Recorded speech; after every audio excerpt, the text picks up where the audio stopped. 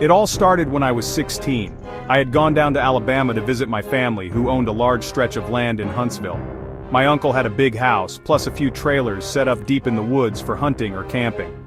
Being a city kid from Chicago, my southern cousins teased me endlessly, but they eventually suggested we camp out in the woods for a few days. We gathered supplies, food, water, and even slaughtered a pig and some chickens to cook while we camped. Scene transition. Arrival at the campsite. We arrived at the camp, and from the start, something felt off. The air had this strange metallic electric smell like the air before a storm. Brushing it off, we unpacked and went to a nearby creek to swim. After a while, an older white man and a teenage boy emerged from the woods. The man carried a shotgun and asked us what we were doing so far out. We explained that my uncle owned the property, and he nodded in recognition, warning us to stay close together because a large animal had been spotted in the area. His son, Tanner, asked if he could stay and hang out with us, and his dad agreed.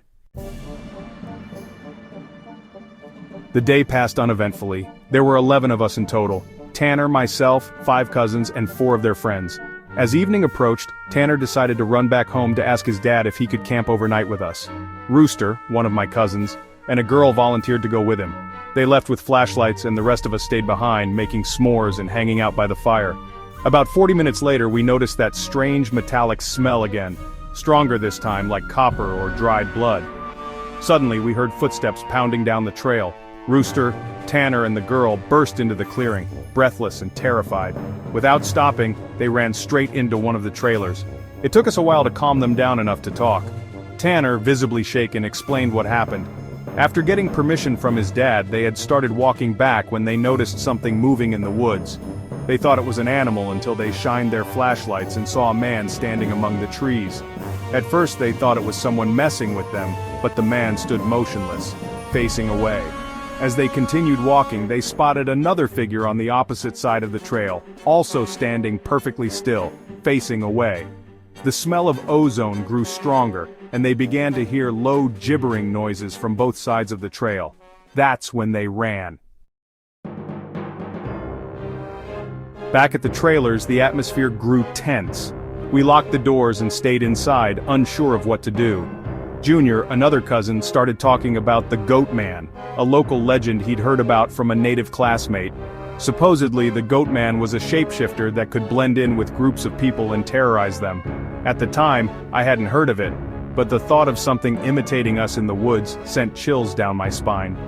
An hour passed, and the smell faded. Feeling braver, we stoked the fire and tried to relax. Nothing else happened that night, and we managed to get some sleep. The next night, however, was a different story.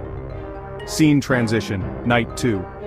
Around 1 a.m. we were outside, drinking and telling ghost stories when that awful smell returned, stronger than before. One of the girls began vomiting from the intensity of it. We all rushed back inside, locking the door behind us. The air felt heavy and clammy, like something unnatural was pressing down on us.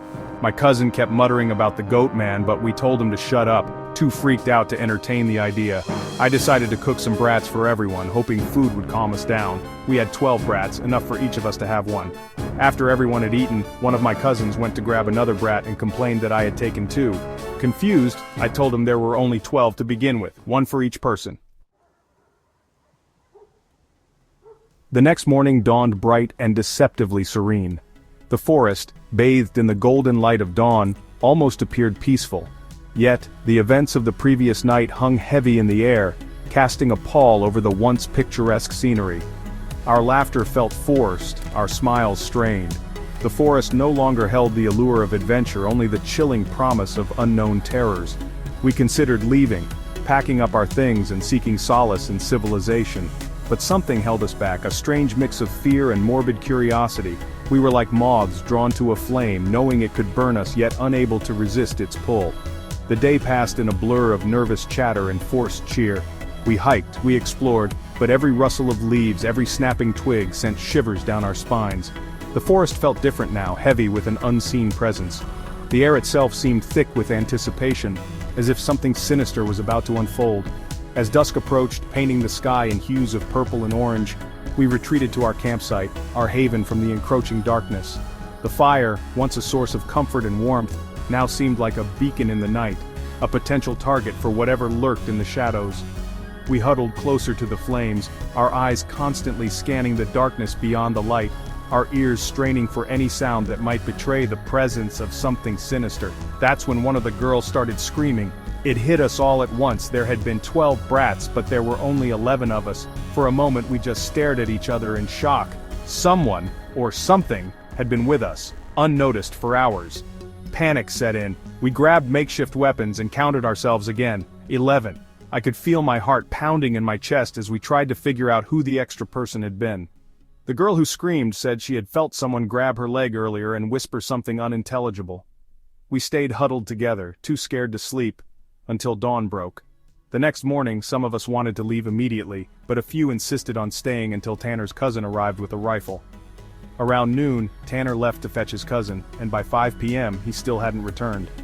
As we waited nervously, one of the girls pointed outside and said, "Kira's back." Akira had been one of the girls who left earlier, but something about her seemed off. She stood by the fire pit with her back to us, unmoving. One of the girls stepped outside to call her, but halfway there she stopped abruptly. Kira began to heave, her shoulders jerking unnaturally, as if she was laughing without making a sound. The woods were eerily silent. I yelled for the girl to come back inside, and we locked the door again, pulling down the shades. After 20 minutes there was a loud banging on the door. We froze. Then we heard Tanner's voice shouting to let him in. We opened the door and he stumbled in, pale and clutching a rifle. He told us he had seen someone who looked like Kira on the trail, but when he approached, she moved closer without actually seeming to walk. Terrified, he ran the rest of the way back. We recounted ourselves. 7. There were only supposed to be 7 of us inside now, but Tanner swore he had seen an extra person earlier. The fear was palpable. We stayed on edge for the rest of the night, Tanner and his cousin keeping watch with their rifles. Around midnight the smell returned, accompanied by faint gibbering from the woods. Then came the voice, halting, unnatural and wrong. "Let me in," it said, mimicking Tanner's earlier plea. The cadence was off, like a bad imitation of human speech. We didn't dare open the door. The noises continued until Reese, Tanner's cousin, fired a few warning shots into the woods. The screaming that followed was unlike anything I've ever heard. A mix of a woman's wail and an animal's screech. We stayed locked inside, terrified, until dawn finally broke. When morning came, we packed up quickly, eager to leave. Tanner stayed behind to lock up, saying he'd catch up. Minutes later he came running up the trail out of breath. He told us he'd found a window open in the bathroom, the only place the creature could have entered. We left without looking back, too shaken to speak.